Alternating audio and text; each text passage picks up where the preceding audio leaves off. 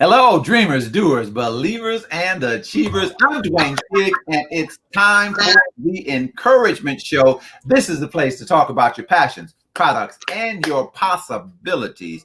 We have a powerful show tonight. I am excited for the guests that we have on tonight. And I know if you're a regular viewer, you say, I say that every week. I say it every week because I mean it every week. We have powerful guests. If you're an author, you want to be an author, or if you've got a dream to do, a goal to get, some success to seize, our guest tonight will be helpful to you. We have from the DC area, Miss Latasha Wesley. She is the author of Walking Like His Daughter. I thank you for joining us, Miss Latasha. How are you this evening? Thank you so much for having me. I'm doing well. Thank Greatly you. appreciate it. And our other guest, Mr. Aaron Woodson, he is a Raiders fan, Oh but yeah, he's in Florida. How about that? Coast to coast. yeah. Coast And to coast. his book is called The Face of Expression, and he has another book, The Face of Expression too. Mr. Aaron Woodson, how are you, sir? I'm doing great, sir. Thanks for having me. Oh And man, no problem. I greatly excuse me, I greatly appreciate you being here with us today. it's an honor to meet you, Latasha, as well. Thanks for coming on. Thank you. Likewise. Nice meeting you as well. Yeah. One connection to another, border to one side of the country to the other. I've never been to either one of those places. I got to get there just to say I've been there. And so, but I've never been to DC. But I thank you again, as I said, for being here. And I want those of you watching, we're live on YouTube as well as my Facebook page, Your Encouragement. Those of you viewing on the Facebook page, if you have any questions or comments, you can put them in the comment section, and then we can get those to our guests. I want to ask you, I want to start off, Ms. Natasha, tell us real quickly about your book. What is your book about? Yes. So my new book just came out about a month ago, and it's entitled Walking Like His Daughter. It's a 12-week devotional for women, and my book is purely all about inspiration. And it really came to my heart earlier this year to write this book because we all kind of like really need to be equipped with prayer and everything. So that was like really like the stronghold to like write this book. Prayer and just having consistent word constantly, especially right now. So it is a builder of spiritual faith. Builder, construction. I like that. I like that. And Brother Aaron, The Face of Expression, interesting title. I want to ask both of you about your titles later on, but tell us what your book is about. My book, The Face of Expression and The Face of Expression 2, they're a collection of poetry, just poems that come from the heart, very heartfelt, things that I've dealt with, that I've experienced, things that are relatable to a lot of people. People that can walk in my shoes. We kind of all are human, and we all have emotions, and Yeah, and we need to let those out. A lot of times, you look at someone's face, and you see their countenance, I like that. and and so that's what I speak to: the countenance and the heart. Oh, I like that. I like that. So, what is it? When I teach authors, I teach them that you have to have a big enough why. So, Aaron, what was your why for doing this? That's a good question, Dwayne. My why for doing this was something that spurred me on since I was 15 years old. Hmm. I always had a desire to write and express myself. I always wanted to, be social and, interact with people, can make connection. And so that was kind of where it started, was making the connection with different cultures of the world, and, you be a united person, and doing what I was doing. Okay. Okay. Same question, Miss Latasha. What is your why, and why did you write this book? Well, like I said, this book, I wrote a book last year, and I always said, that I was going to come back and do another project.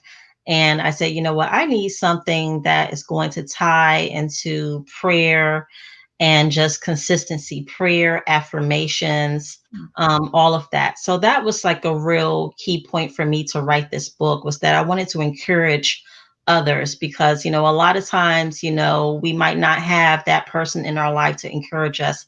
And a lot of times, you know, women might miss out on what God wants to do with them because they are not equipped with what they need to know about how to go about in their lives, or in essence, how to walk like his daughter. Ah, I like that. I like that. Good segue. I want to segue. Before we do that, anyone watching on Facebook Live, on my Facebook page, if you have any questions for our authors, you can post them, and we will do our best to get them to them. But interesting. The title. I want to talk to both of you about your title. One, how did you come up with the title? And to help some other authors watching, how important is the title? What does the title do? Why is it important to have a good title? So there's a twofold question. Where did you come up with your title? And to help other authors, why is it important to have one? We'll continue with you, Miss Latasha, and then go to Yes.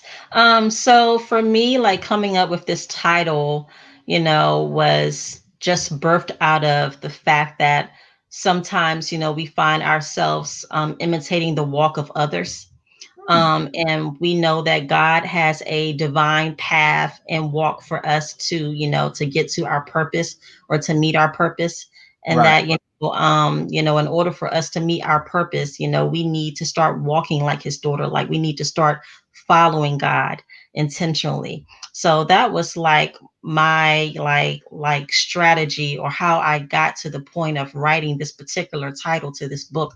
And yeah, so that's how I pretty much, you know, got to writing this, you know, particular title, you know, that I wanted it to sound impactful, but I also wanted it to like unveil, you know, something of like a truth, right? Because, you know, some people are just kind of afraid to kind of uncover, you know, like, who they may have been acting like, or maybe they have been acting less of who they should be. Wow. So this kind of checks you, gets you, you know, in order. It's like walking like his daughter. So Yeah. Wow. I like that. I like that. Checks you. Aaron, same question. The title. How did that come about? Where did that come from? Why did you call it that title? Oh, the why I called my books The Face of Expression is because, actually, for a few reasons. A lot of times people wear masks. You know, a lot of times people mask their pain. You know, a lot of times we don't know what people are really going through, because a lot of times people, may appear to be fine on the outside, but really are hurting on the inside. Right. So the reason why I came up with the title The Face of Expression, it's just so important to express what's inside our heart, because out of the heart are the issues of life. Right. And I thought that was important to express that, and have freedom to express yourself. Wow. And not feel like you're in prison with those feelings and thoughts. Ooh, in prison with those feelings and thoughts. Now, if you all are praying people, I'm going to need you to pray for me, because I have a problem. I like to steal stuff. And so you guys are just throwing out some great things. And so I'm going to try to do my best not to take it, because you guys are just giving some great information. I want to ask, start with Aaron, then Miss Latasha. Helps with the second part of this. Can you help some new writer, going to be writer, so that they will understand how important it is to have a good title? What does a title do? Why is it important to have a good title? Start with Aaron. It's a good question. The title sets the tone. It really grabs the attention of the reader. It's like your hook. It's like something that you want to give a hint. It's kind of like like, hey, here you go. Like, I want you to be engaged with what I'm saying. It's like a good 1-2 punch. Okay. I like that. Same question, Miss Latasha. Yeah, so Somebody. so I would, probably go, pretty close to the same answer of Aaron, concerning, that the title, is like important.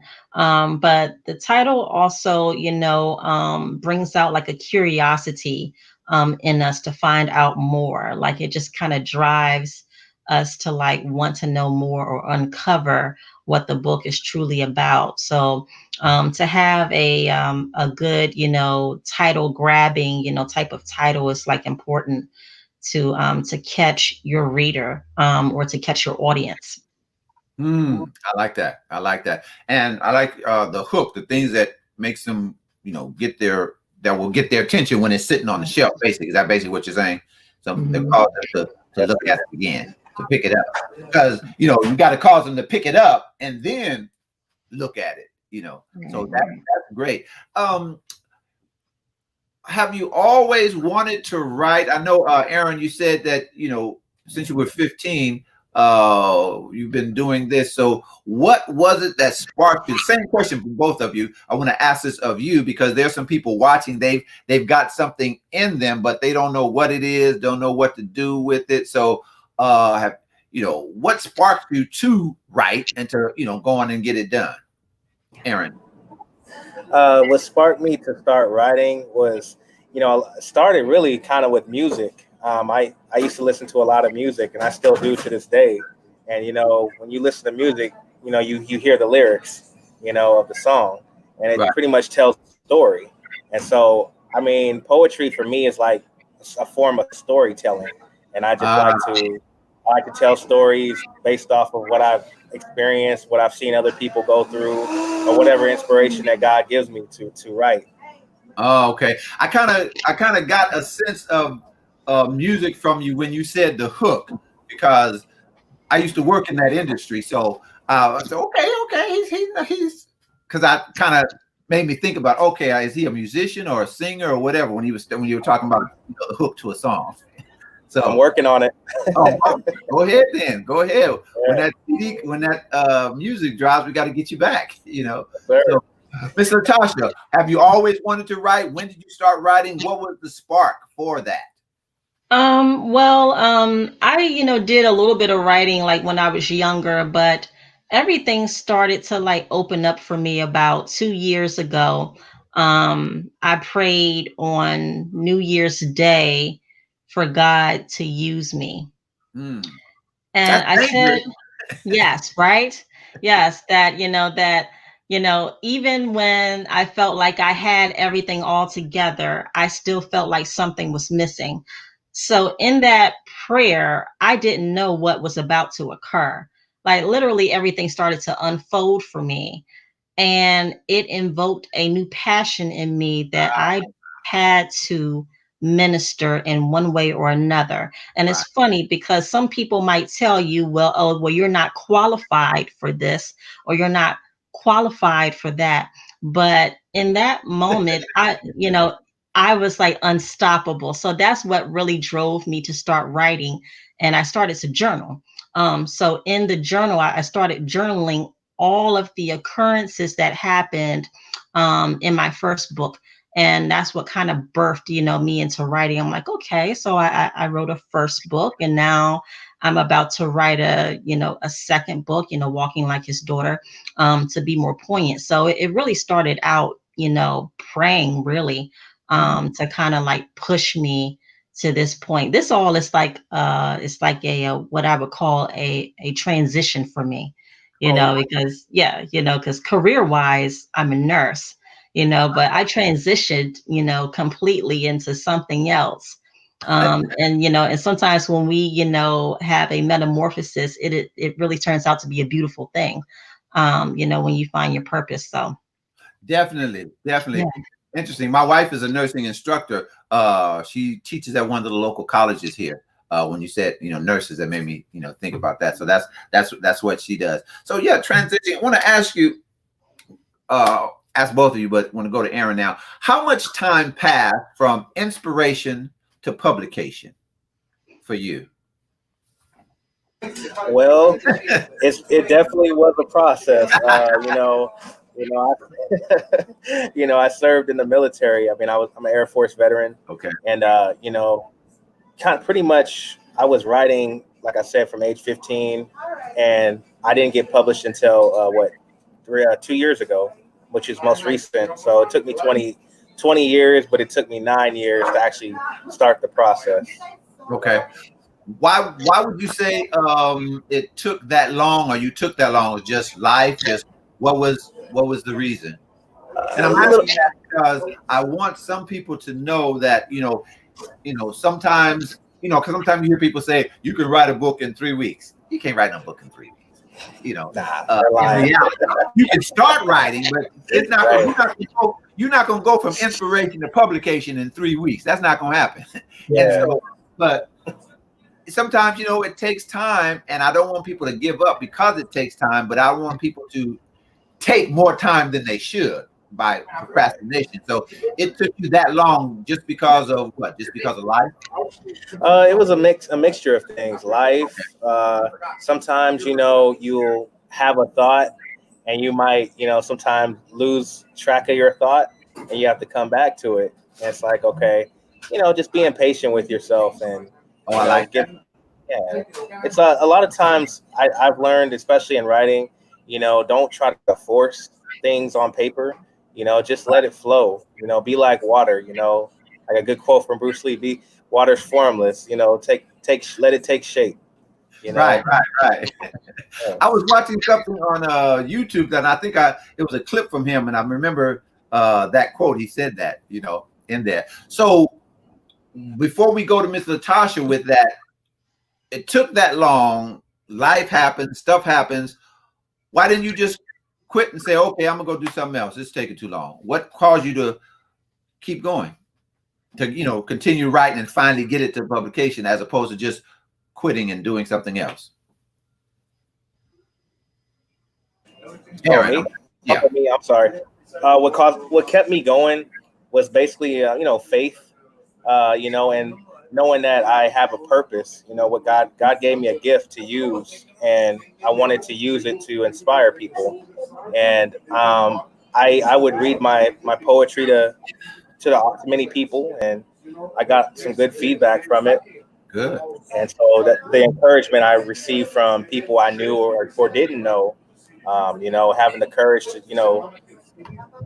even say my poetry to people. Exactly. So, Miss Latasha, same thing. What took you, how much time from inspiration to publication, and any particular reasons why, it just took that time?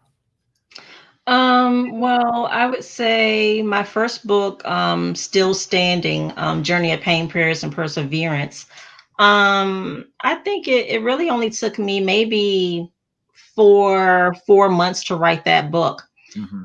And the reason why, well, to me, that was like a long time because of everything else that was going on at the time. I was working and balancing, work and home, and then trying to find time to write. That it took, more time than usual. But the thing that helped me write my first book was that I always seemed to keep these like journals and things of that nature. So I would go back and find all of this information and then, start to organize it into the actual story. Mm-hmm. But my most recent book, Walking Like His Daughter, took me maybe 2.5 months. Mm-hmm. Okay. Yeah. So it's a lot faster now that we have all this time on our hands now, right? With COVID being around. So we're just free. Right. So when you say 4 months, 2 months, it took you that long to write it, that's from the time you started writing till you had the physical book in your hand, or just the completion of the writing part? From writing to actually completion. Okay, and you got a book in your hand. And 4 months is not actually a long, that's a good time. It's not that long, but it's sometimes as a creative person, I know for myself, sometimes we can be impatient with ourselves because, this is good. I want to get it out, but 4 months is not really is a good decent time, like you said. But now, because we got all this time, we can get it done.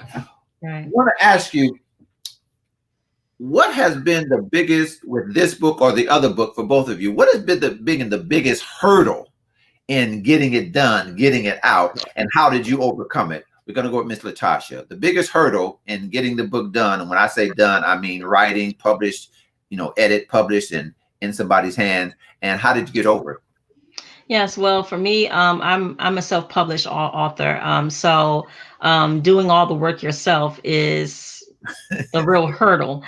So that, just, streamlining and editing and rereading and, perfecting, something, to your liking, that was like the true hurdle. And, like at one point I was like, you know what, I'm just going to call one of my writer friends. I'm going to see if someone can just do this book for me and just be done with it. I say, you know what? You have too much time on your hands. You can do this. But by all means, if you need extra help, then go get that. But for me, I just felt like, you know what, sis, you can do that. Right, yeah. right. And as a self-published author, it is, you have to do, most, if not everything, yourself. And so, but Aaron, same thing, biggest hurdle in either one of the books, the biggest hurdle, and how did you get over it? Hey, really good question. For me, I would say it might be twofold. I would say probably the editing, because you definitely want to make sure that whatever you say, comes across readable, and people can understand what you're trying to say. But the biggest giant I've had to tackle was the marketing. Yeah. Marketing, it's a whole different beast. It's once you finish the book, it's like, all right, you have to have the self motivation, the discipline to go out there and promote your own book, because no one's going to do it for you. So you have to the onus is on you. Right. Go ahead. And that's one thing that this pandemic has kind of done, to people that push their own book, because I depended on like conferences or women conferences to go there as a speaker and introduce my book in person and get direct cash flow. Right. Versus right now, it's like you have to reach people, virtually to try to get them to like want to buy your book in a pandemic. So that's like kind of like the true struggle of right now of having people that want to support at this moment. That's a good point. You asked me the answer. That was my next question for both of you. How has COVID affected your marketing and promotion? Because like you said, the things that we would normally do, we'd speak, we'd sell some books, we'd be a vendor at a place, you really can't do that because everything is shut down. Some places are starting to open up. So how has, I want to ask Aaron the same question. Latasha, you pretty much dealt with it, but if there's anything else you want at COVID, one, how has it affected your marketing, and what are you doing about that? How are you navigating through that? Well, right now I'm just utilizing like a lot of different like social groups. So I've been just utilizing, different social groups, different platforms. And now I'm in the process of, of making my own platform for women's conference virtually. So I said, you know what? Everyone else is coming up with these conferences. Why can't you? So you know what? That will be the vehicle to promote other people that are in business or that are in Christian business, and to also promote my own, book as well, to a wider audience. Perfect. I love it. There's an old song, both of you are too young, you wouldn't know this. There's a song by James Brown that said, I don't want nobody to give me nothing. Open the door, I'll get it myself. That's the attitude you kind of have to have at this time. And so same question, Aaron, how has COVID affected your marketing, your promotion, and what are you doing about it? How are you navigating through it? For me, I was an event kind of guy. I was always doing book signing events. Right. So for me, that's been a challenge as far as how COVID has affected that. And also my open mics. I would do a lot of open mics. Oh, So, that really put a hamper on things. So I had to get creative and think outside the box. And right. so, like my colleague here, Latasha, she says, she utilizes the social groups on social media. That's what I've been doing, and that's how I was able to, find you and get on your show, and that's one way, and just networking virtual. That's how I've been able to overcome and you know, adapt and overcome is what they say in the military. Ah, right, right. I've heard that. I've never been in the military, but my family has, and I've heard that adapt and overcome. And I Mhm. like what you said. You've got to be creative and think outside the box because COVID has pretty much shut down. I created an event that I do every year called the Selfie Author Showcase. We have 10 authors come talk about their books. I do some speaking, and then everybody gets a chance to sell books to the public. Well, obviously that shut down. So you got to get creative. As a matter of fact, this is live right now. So this is the October the 8th. On October the 10th, I have a book signing at a local Black-owned grocery store near my house. So a place where people are already coming. I'm going to be outside, so it's not really a threat, but you've got to get creative, And I did one at a 7-Eleven. There's a Black-owned 7-Eleven about 20 minutes from my house. I went and talked to the owners, and You said Black-owned 7-Eleven? Black-owned. That's the same thing I said when I first found out. Now you're from here, so you know where Southwest College is. Southwest College on Imperial. I don't know how long you've been gone, but it's across the street from there. But it's a husband and wife. They own it, and so I just called them up, and they said yes. Same thing I did with the owner of this store. That's where I go grocery shopping. So I asked them one day, and then I asked the manager if I could, speak to the owner because I just talked to him on the phone. But while I was shopping, I went down the aisle and I asked the guy, "Where are the pickles?" And he said, "Over there." And then when I asked to speak to the owner, it ended up being the guy that told me where the pickles were. He was stocking shelves, but he owned the store. So you've got to think outside the box because COVID has shut a lot of things down, but you got to be, just brainstorming. And Latasha, I love what you said. You got to create your own vehicle. You got to create your own vehicle. There are, social media sites. You do that, but not just that, but a comma, and some things work and some things don't work. I've had things that fall and didn't work, and then okay, get up and try something else. Basically, that's basically what we have to do. But I love the creativity that the two of you are talking about, and to the people watching, that's exactly what you've got to do. You've got to be creative about all this. I want to ask you before we go to break, who is your book for? Both of you, Latasha, then Brother Aaron. Who is your book for? Because one of the things that happens when you ask people about their book, they say everybody, and that's not necessarily true. If you write a book about 10 ways to cook steak, vegans are not going to buy your book. 15 ways to cook pork, people that are Jewish and Muslims, they're not buying your book, And so who is your book for, Ms. Latasha? Well, my book is for the woman that is seeking like a new, walk. My book is for the woman that might have lost her way. My book is for the woman that might have felt disappointed or misguided in her life. My book is for the woman that is seeking like a new direction. So my book is for that person that really wants to change. And they just want to get to know, Jesus Christ in a more intimate way. While, doing this, in a discipline, type of, way of, journaling through this book, for a 12-week period. And I also meant to mention that I started a book club last week for my book. Since the book is a 12-week journey, I figured, well, since it's a 12-week journey, we can go ahead and start the journey now. So once per week, that kind of opens up a conversation about each week's topic. Okay. So yeah, so that's who the book is for. Good. And before we close, we want to make sure you let people know that want to, you obviously get the book, but want to be a part of that. If that's open to the public, we want to get that information out. So, Aaron, who is your book for? My book is for all the people that are diverse in this world. My book is for those that are seeking to find their identity, that person that's looking to express themselves.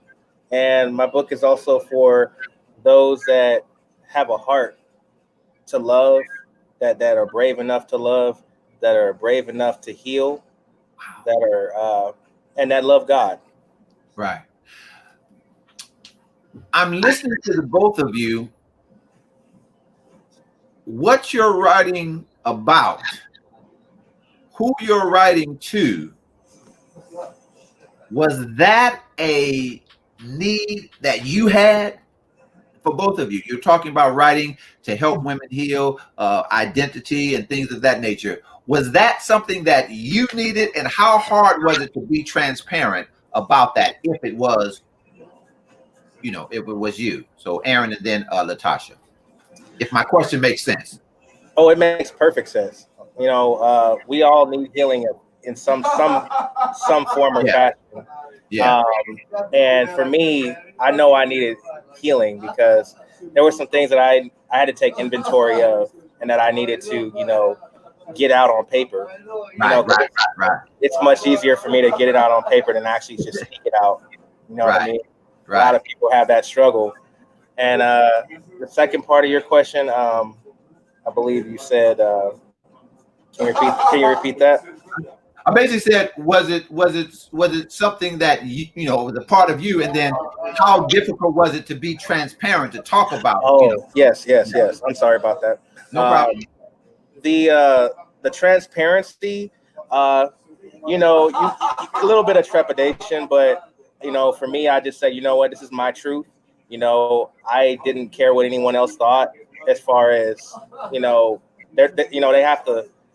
Maybe they'll challenge them to, put on a different lens and see how I walk and navigate through life. You know what I mean? Yeah, I like that. Same thing, Miss Latasha. The things you're writing about, the people that you're writing to, was that or is that you? And if so, how difficult was it, or was it difficult at all to be, transparent? Well, my very first book, Still Standing, Journey of Pain, Prayers, and Perseverance, was all about basically like a 12 to 13 year period of my life where I went through so many things. And it really like just kind of chronicled, not just, like the subject matter, but it chronicled how I felt, and how, and how I was still being used by God in the process of those things happening. So that book talked about everything. It talked about grief, depression, abusive relationships. It talked about, my sons are special needs children, and the battles that we went through, and just everything. So my first book was very transparent. And I feel like Walking Like His Daughter, this prayer journal, book, is really kind of almost around like the same, as far as being transparent, but in a different way, that it allows, the reader to just kind of, find themselves in reading the book. Like they can relate to, to every topic. Like right now, this week is the topic of forgiveness, and how sometimes we can't depend on other people to, to apologize to us, but we must live our lives, that we can't allow things to kind of hinder us from growing. So, how we just need to learn how to forgive other people. So this book, really, talks about a lot of things that you can kind of look in the mirror about yourself and kind of, picture where you need to be. I love it. Let me take a quick break, go to commercial, and we will be, let me read this commercial, and we will be continuing our conversation. If you just joined us, this is the Encouragement Show, the place to talk about your passions, products, and possibilities. And we've got some powerful authors with us, Mr. Aaron Woodson and Miss Latasha Wesley. And we are grateful to our sponsors. Sponsors like Basis Loaded Authentic Clothing and Caps, better known as Black, offers a full collection of licensed apparel for Negro League Baseball, Buffalo Soldiers, and Tuskegee Airmen. From caps and tees to jackets and jerseys, Black is a one-stop shop. A Black-owned business focused on Black history and supporting Black museums and organizations. Visit them online at www.negroleague1920.com, or you can call 856-599-8411. Always shop Black, and tell them that you heard about them on the Encouragement Show. If you have a book, business, product, service that you want to talk about, consider coming on the Encouragement Show to talk about your book, business, product, or service. You can contact us and get the information at drshig@gmail.com. That's drshig@gmail.com. We always want you to remember that your dream is doable, and we want to help you go get it. All right, thank you so much. We're back talking to Latasha Wesley and Aaron Woodson. I want to ask you, so you got the books out, you got it going. So what's next? What's next in terms of pushing the book? What's next in terms of, where you're going now, speaking, poetry writing, or just next for you? What's next for you, Brother Aaron? What's next for me? Right now, I'm already on the grind right now. I just started writing a screenplay for the movie adaptation of these two books that I just published. And I'm working with a screenplay writer in his own right, a good friend of mine, Mike Messier. He's won numerous awards for his screenplay writing, and he's helping me write the screenplay. And we're getting that together, as well as I'm going to be starting my third and final project in the series of the Face of Expression series. It's a three-part, it's a 3-in-1 type of deal where I'm actually going to be doing poetry. I'm going to have illustrations, and I'm also going to have music, probably about 5 tracks that I'm going to be hammering out. Wow. It's going to be a new foray into music. Okay, so when you go into the music, is that transition from writing to music, or that's just what you're doing at the right time? You're not giving up the writing, are you? Oh, no, not at all. Not at all. I can tell it's a passion the way you said it. Oh, no, not at all. Not at all. Miss Latasha, what's next for you? Next for me, I'm looking, into 2021 right now. I want to do, like I just mentioned, a women's conference virtually, of course, within the next month, to just kind of push positivity even further, featuring, some keynote, female ministers, just to get some like youth and like some energy right now, because we need some energy right now. Aside from that, I want to do maybe a collaboration, book in 2020 about Black autism moms, because I have 2 children that are on the spectrum, and that's something that a lot of people really don't talk much about. Right. People kind of like assume that especially having a Black son, that they might assume that, oh, he has a behavior issue, or maybe it's his parenting style is the issue. Right. But really, I want to bring to light, powerful mothers that are doing extraordinarily good jobs with their children, and just being able to like display that, like to like a wider audience, how autism, impacts mothers, so especially Black mothers raising children. Right. It's something of a passion that I want to try to accomplish next year. I love that. Is there and I'm going to get to you, Aaron, with the,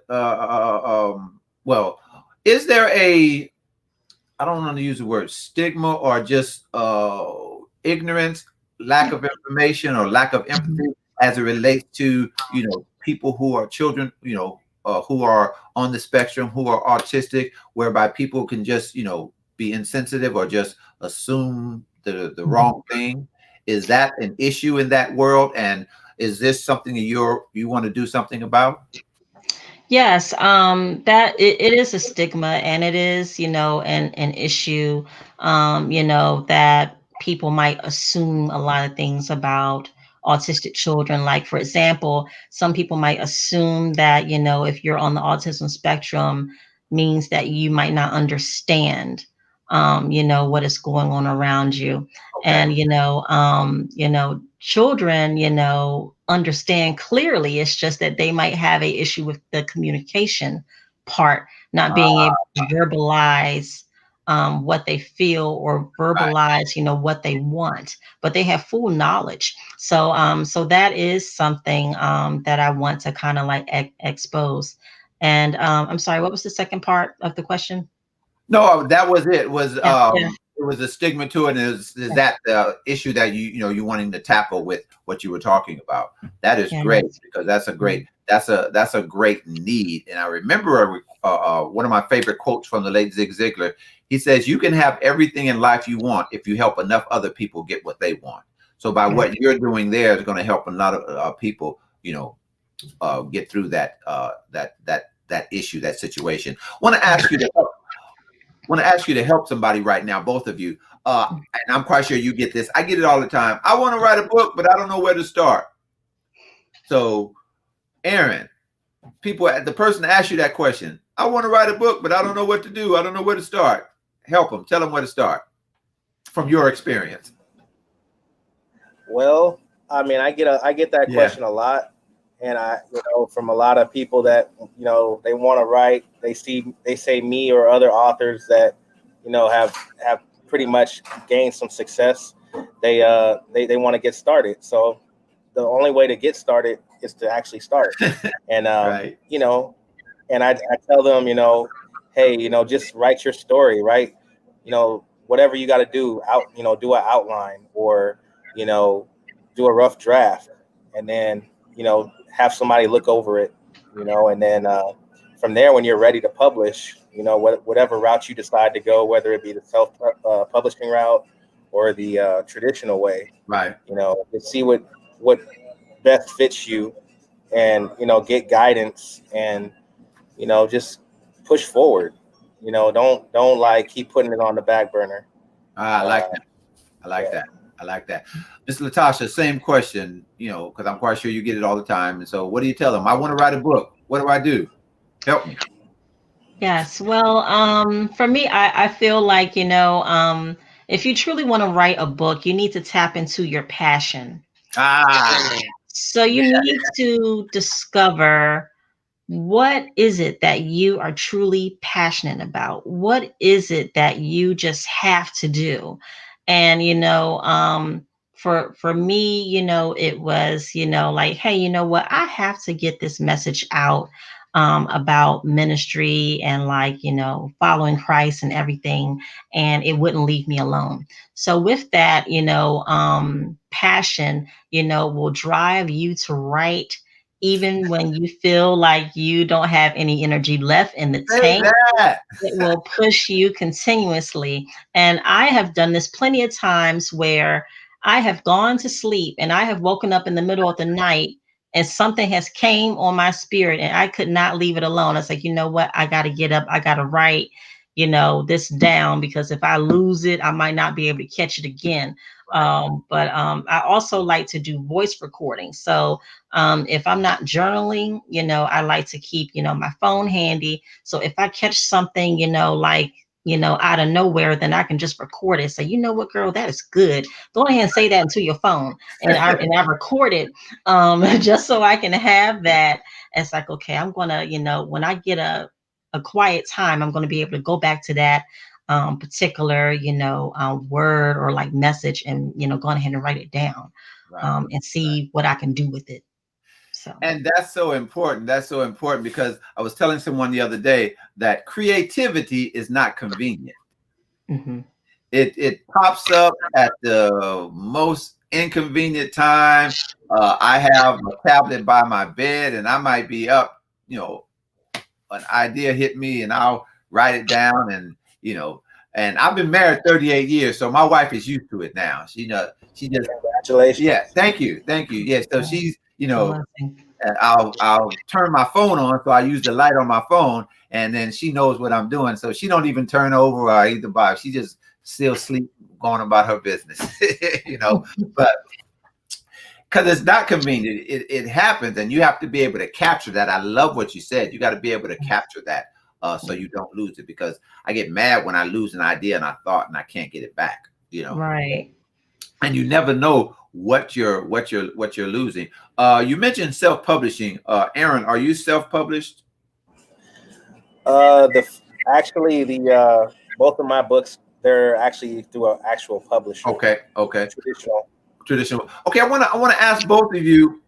It's not necessarily a right or wrong. Some people go traditional, some people go self. Why did you go one way, and then Latasha, why did you go the other way? Just to help somebody that's trying to figure out which one that they want to do. So what was the advantage, or why did you decide to go quote unquote traditional, Aaron? And I'm going to ask you the same thing, Latasha, about self-publishing. Well, I guess actually for me, this last book that I just published, I went traditional instead of going with the big publisher. A lot of the times, like if you go, let me back up for a minute. A lot of times your royalties get taken unjustly from the big publishers. Right. So that's why I stayed away from self-publishing, because I did do that on my first book. It was this one right here. I went with Author House, and they did a great job with the layout of the book and all that. But as far as like the royalties getting paid right, and that was my worst experience in publishing. I published a book through Author House. I'm sorry to interrupt you, but no, you're good. Yeah, I had a bad experience with them also. Yeah. So, but okay. And so for you, Miss Latasha, you went to the self-publishing route. Like I said, neither one is necessarily good or bad. People have different preferences. So for the people who are watching, why did you choose to go self-publishing route?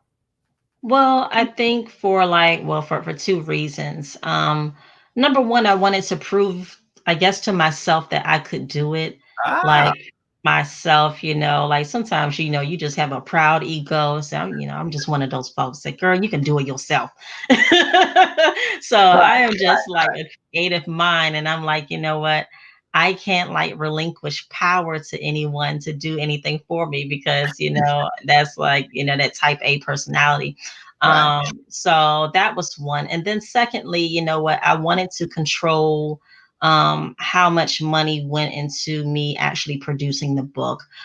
Because honestly, everyone might not, have it, like that financially to go through a publisher and, pay, the particular fees to get that, product out. So for me, that was like an issue. So I was like, you know what? We're going to start out this way. And then, when we, establish ourselves a little bit further, then we can go super big about, further projects. So Exactly. And that's key. Both of you, said some, good things, different things for each side. And I teach a course for people who want to write, first time authors or people who want to write a book. And when we talk about the publisher, how to choose a publisher, I tell them, well, how you choose a publisher? Who's going to give you the things you want? It's basically that simple. So, if self-publishing is for you, to get all the different things that you just mentioned, that's what you do. If the other publishers, if they're going to give you the things you want, you go that route, because you have to think about what's going to be best for you, what's going to be best for getting your book, getting your project out, and all those sort of things. So that's important. I want to ask you, what is the takeaway from both of your books when someone buys your book and reads it? What is it that you want them to take away? Aaron, and then Latasha. What's the takeaway? The takeaway, what I would like my readers or my audience to get from the books is, just basically getting to know me, and just, putting themselves in my shoes and seeing things from a different perspective, because I think a lot of times, people see things one way, and we all have our different viewpoints. We're all unique.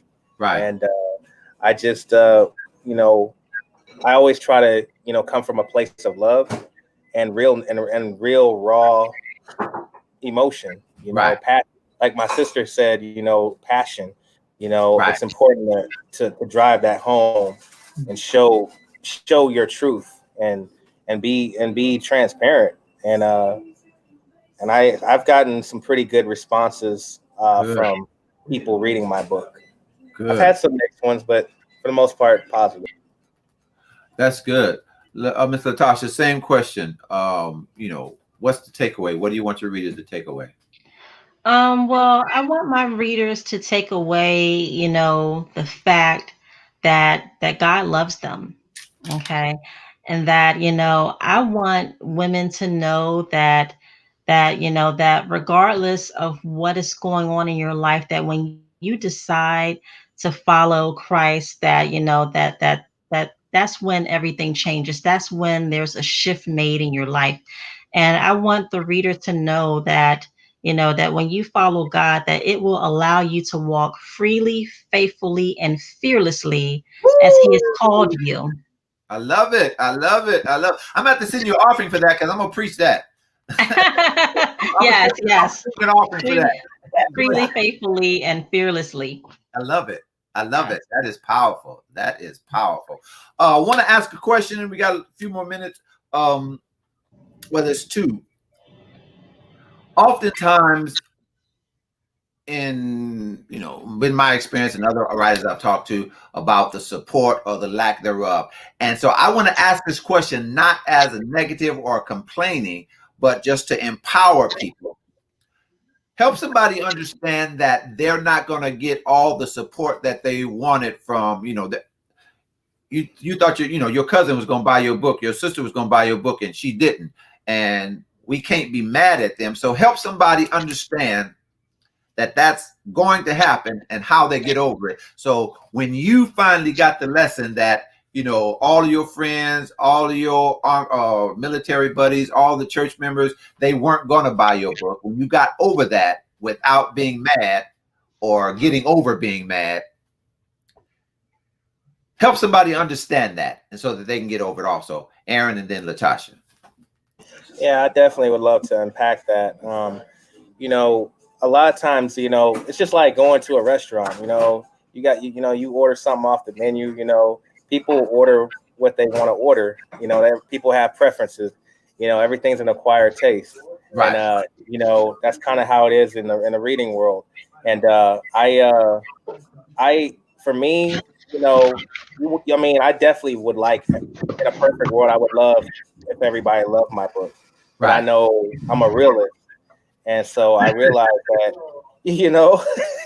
you just have to accept it, and sure, you have a heart, but at the end of the day, you just continue to do what that what you're supposed to do, and keep pushing forward. A lot of things, the negative comments, it just makes you better. It can make you better, and you turn negative into a positive. I love that. Yeah, exactly. Same question, Miss Latasha. Help somebody, the way you got through it over the lack of support, from some people you thought were going to or supposed to support. How you deal with that? Help somebody deal with it. Well, actually, that's a really good question, because, like I, was like experiencing that, with my current book, that hey, like I have the circle that should be completely interested in this book, but I'm not getting the feedback that I should be getting for this book. And I come to realize that, what, in this life, everyone is not going to celebrate you. That you need to find it in yourself, that you need to be able to clap for yourself. That, that if you, spend time, like worrying your mind about who didn't show up, or or who didn't come on your, event, or who didn't purchase your book. But they keep, saying every week, yeah, girl, I'm going to buy that book. I'm going to buy some t-shirts from you. I'm going to buy some merchandise, girl. I got you. But Right. you know what? I've come to find out that, you know what, hon, you just need to start clapping for yourself, because, like if you sit there and just let people, like make you feel a certain way, then you will be stuck. And that's exactly where they want you to be, stuck. Ah, So hey, I'm all about, flow. So I'm like, you know what? I need to keep clapping for myself so I can flow.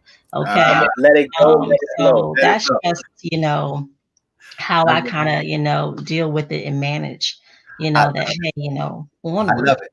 I love it. Just like Aaron said earlier, like water, the Bruce Lee quote. You gotta. I love that.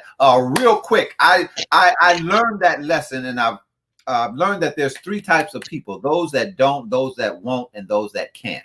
Those that don't, it's not always personal. They've got their own book. They've got their own life. They've got their own thing.